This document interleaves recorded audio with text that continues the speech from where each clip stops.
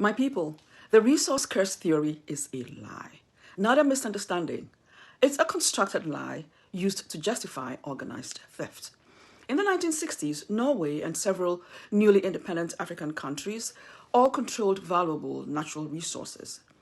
Today, Norway has a $1.4 trillion sovereign wealth fund. And Africa, we're told we are resource cursed. Why? The official narrative, shaped by Harvard economists like Jeffrey Sachs and Andrew Warner, and later popularized by Oxford's Paul Collier, repeated across universities and the World Bank, is this: countries with natural resources become poor because resources damage governance. But look at what really actually happened. Norway asserted control over its oil. It negotiated from parliament. Congo's Patrice Lumumba tried the same. He was assassinated within 7 months, with CIA and Belgium backing. Niger renegotiated uranium. France used military and monetary leverage to break it. The resource curse claims Africa is incapable, but the real pattern is simple. When African nations assert control, external powers push it back. There is no curse. This is external enforcement. Greetings, my people, and welcome.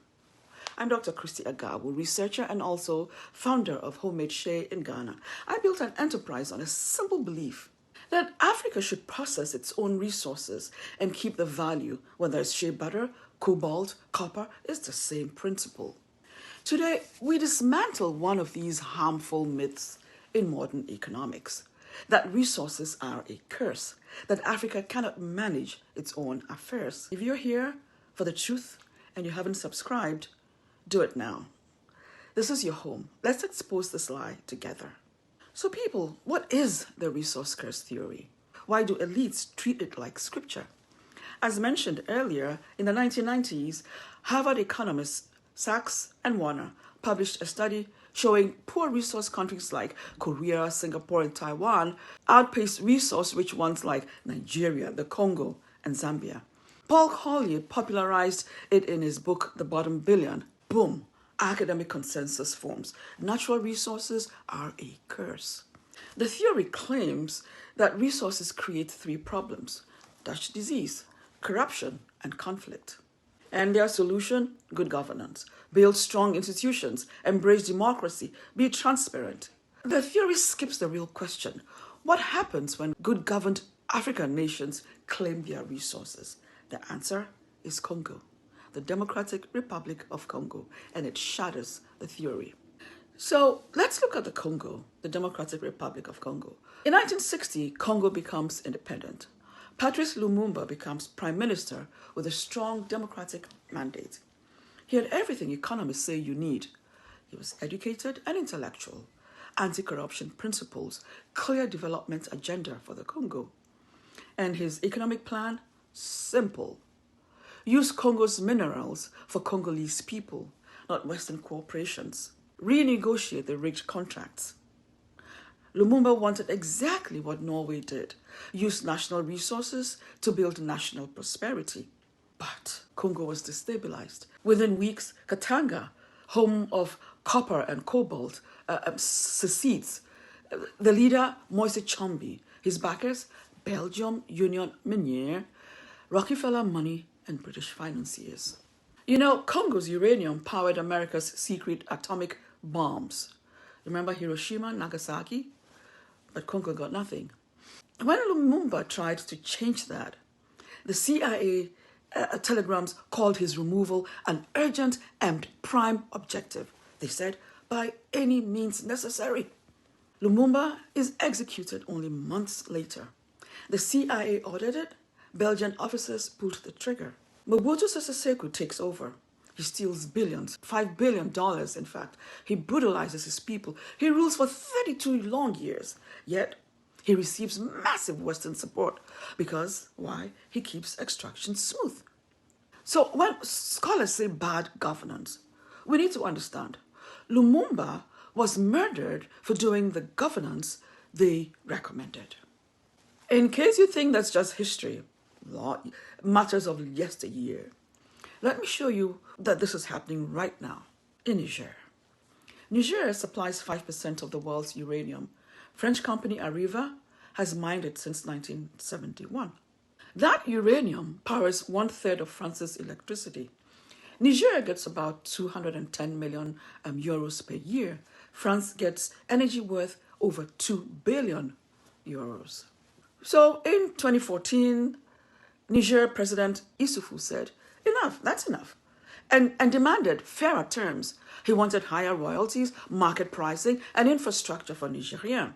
And you know what France did? France used debt control, the safer franc, and troops and leverage to block gains. We've been keeping Boko Haram in check for you. The unspoken message, you need us for security. We need uranium at our price. Don't push too hard. So the negotiations increased royalties slightly, but Areva lowered official uranium prices, so the gains cancelled. In 2021, Issoufou's successor, Mohamed Bazoum, plays nice and keeps favorable uranium terms. But in July 2023, General Chiani overthrows Bazoum. Then he kicks out all French troops and in months revokes Areva license. The sovereignty move that elected leaders couldn't make for 50 plus years, the military does it in months. And Western media freaks out. Coup threatens stability, democracy in danger. But here's what they don't say. 5 decades of uranium extraction at colonial rates is what actually created the instability. But of course, right on cue, Russia's Wagner Group shows up, offers security services, payment, mining concessions, same game, different flag, same theft. But you know, I'm not saying that African countries should reject all foreign investment or expertise. No. Mining uranium requires extensive, massive capital, technical knowledge, and international markets.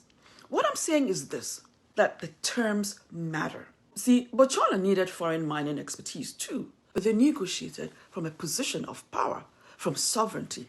50-50 joint venture with De Beers required local processing and jobs, and they used the revenues to build roads, schools, hospitals, infrastructure. Niger's problem wasn't needing France's expertise. Niger's problem was that France controlled the currency, the military, the debt, the price. So, my people, you can't negotiate a fair deal when the other side controls your money, your military, and your debt. It's not partnership. It's merely extraction. People, let's follow the money. That's where the lie collapses. The DRC produces 70% of the world's cobalt. It's essential for electric vehicles, smartphones, laptops. It's the way of the world now. Now, in 2022, for instance, the DRC mines uranium worth $8.3 billion in value. Swiss traders, Glencore, Trafigura, they get $1.8 billion in trading margins alone. Chinese processors, $1.5 billion refining it. Tesla, Samsung, Apple, they capture the rest in finished products.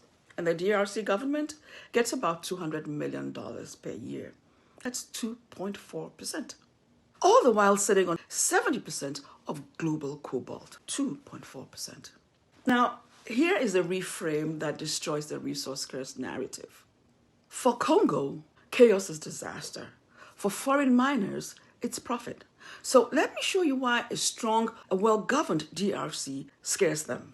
Here's the difference between the DRC we have now and the DRC we should have with strong governance.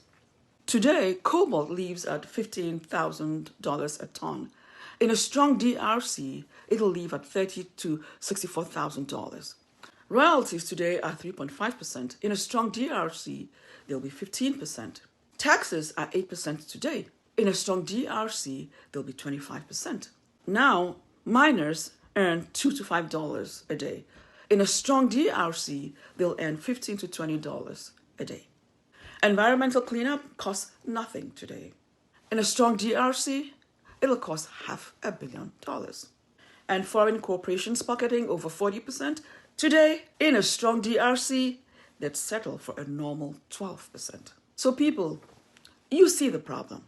A functional DRC government would demand market rates at the mine gate. They will enforce actual royalty payments. They will require environmental cleanup. They will mandate fair wages and safety standards. And they will tax profits properly. the entire destructive profit model will collapse completely. Now, this is why good governance never arrives. This is why coups happen right when contracts are up for negotiation. This is why the World Bank and IMF push privatization that always seems to favor foreign firms. The lesson is simple. Good governance is bad for their business. Bad governance, that's where the profit lies. Remember my video on John Perkins, the economic hitman? His whole job was to push poor countries into loans that they could never repay. And then they use the debt to force them into handing over natural resources on the cheap. Why does the resource curse theory exist? It is to justify exploitation. Look at the words the West has used over time. In the 1880s, their task was civilizing the natives. In the 1960s, it was offering development assistance. In the 1980s, it was market reforms. In the 2000s, good governance. Now, in the 2020s, it is ethical sourcing. The words change, but the extraction stays the same. So people, there is no resource curse. There is a power curse, a sovereignty curse, a punishment for asserting yourself curse. When African nations try to control their resources, they face coups, debt chokeholds, military pressure, price manipulation, academic theories that blame the victim. Africa doesn't need saving. Africa needs a system that lets it be free. My friend, if you want more videos exposing these systems, subscribe. We tell the truth with receipts. Africa must own its wealth and its future. Keep sharing. Until the next time.